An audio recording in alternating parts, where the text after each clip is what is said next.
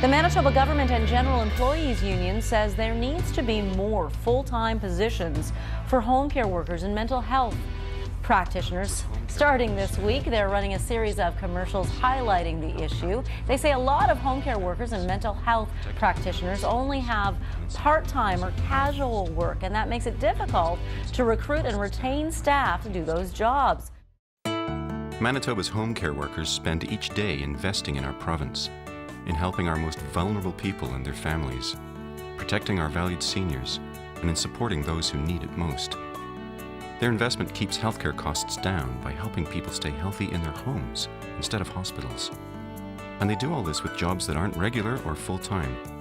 We need to make their jobs full-time jobs so they can continue to invest in people and bring healthcare home for everyone.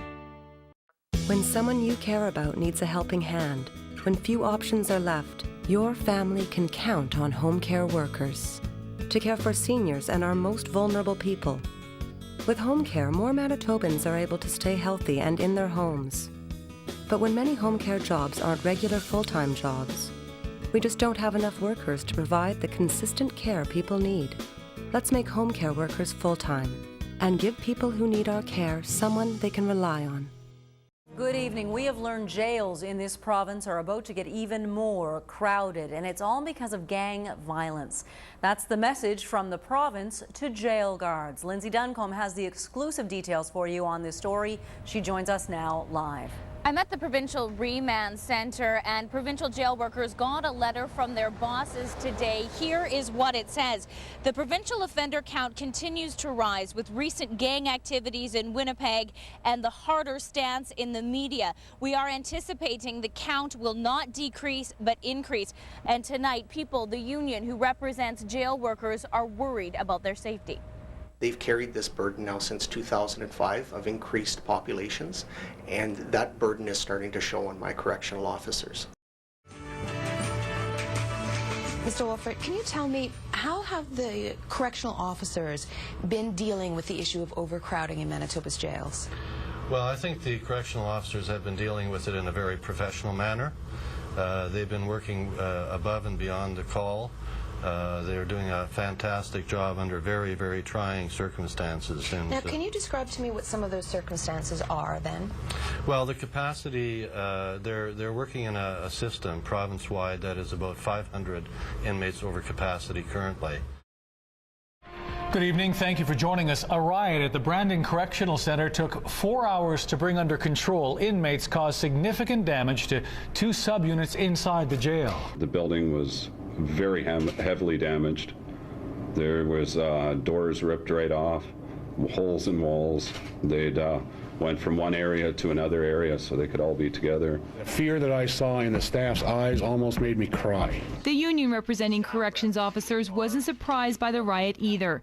It says overcrowding puts jail guards at risk, and that Sunday's riot made that all too clear. We believe the time has come for the province of Manitoba to announce that they're going to move forward on construction of a new correctional facility. We just believe that socially responsible government should not cut funding to addiction services, that those services should be available 365 days a year. Ah, the sounds of summer. And one of them is highway construction. So please remember a couple of things as you drive Manitoba's roads. 1, traffic fines are higher in highway construction zones. And 2, it's because people are working there. So please slow down. And make sure your summer doesn't include this, or this, but instead, a message from Manitoba's highway workers, MGEU, and CJAR 1240.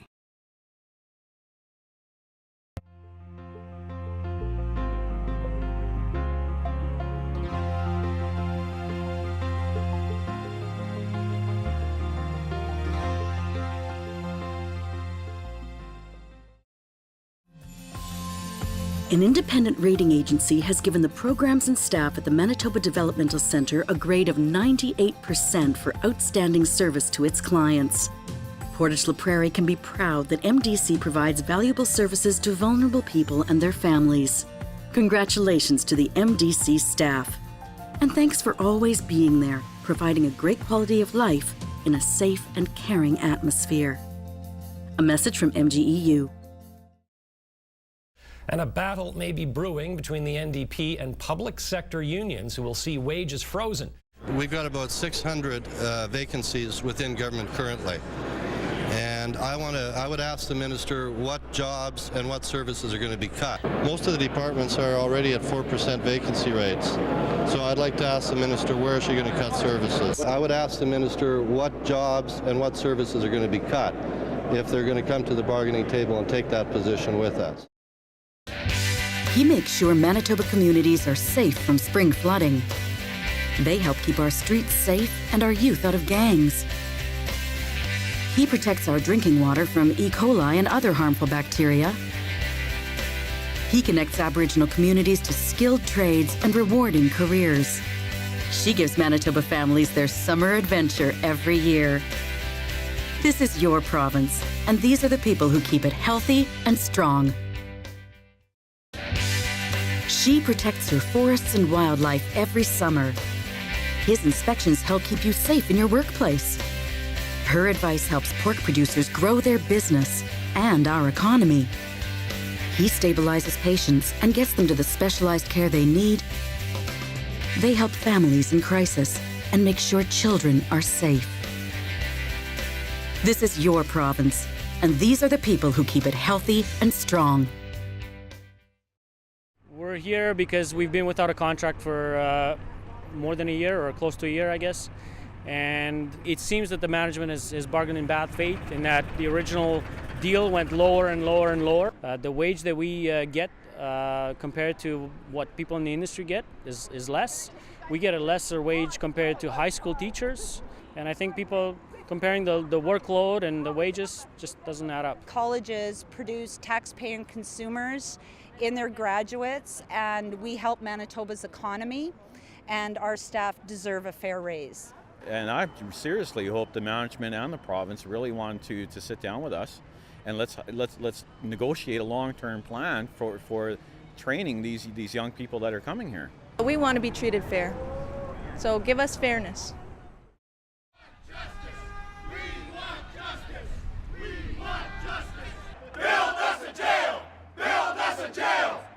The time has come to deliver a strong message to this government in the words that they can understand.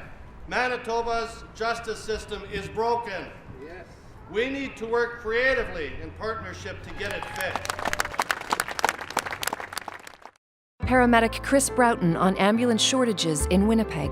When a call comes in, it could be life or death. Our job is to get there fast, to provide emergency medical care.